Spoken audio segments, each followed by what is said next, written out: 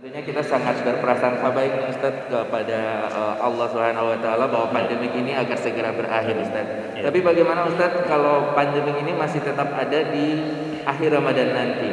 Jadi dia ada pertanyaan mengenai bagaimana tata cara sholat Idul Fitri Ustadz dalam kondisi sekarang ini sedangkan kita dilarang untuk berkumpul-kumpul.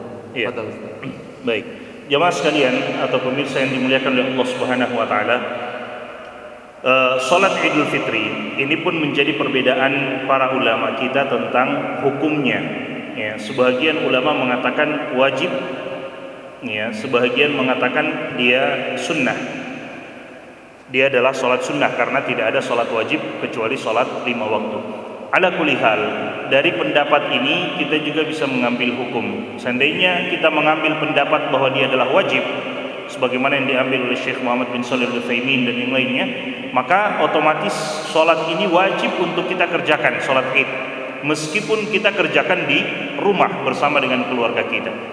Kalaupun kita mengambil pendapat sunnah sholat Idul Fitri, maka pada saat ini kita juga dikatakan sunnah untuk mengerjakannya, meskipun itu kita kerjakan di rumah. Ala kulli hal, kita ambil pendapat sunnah ataupun wajib, maka kita misalnya kita tetap akan melaksanakannya bersama keluarga di rumah. Ya, lalu bagaimana caranya?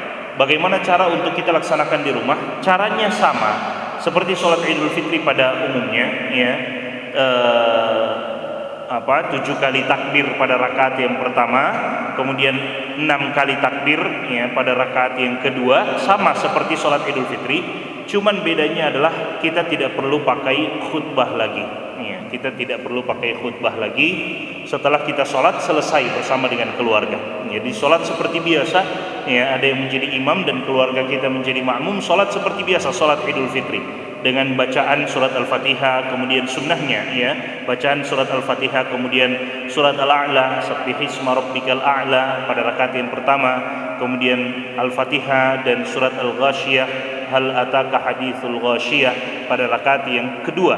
Sunnah seperti itu saja, salatnya seperti itu, seperti salat Idul Fitri pada umumnya, tapi kita kerjakan di rumah bersama dengan keluarga tanpa perlu khutbah, karena khutbah di dalam sholat Idul Fitri ataupun Idul Adha, ya, mendengarkan khutbah di dalam sholat Idul Fitri ataupun Idul Adha hukumnya sunnah.